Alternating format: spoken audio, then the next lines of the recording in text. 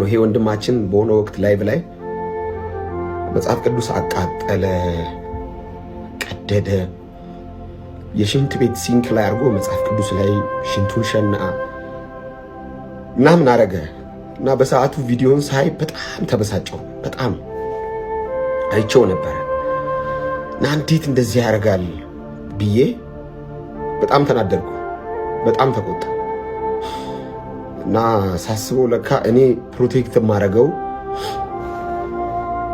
እኔ የምጠብቀው አምላክ የለኝም።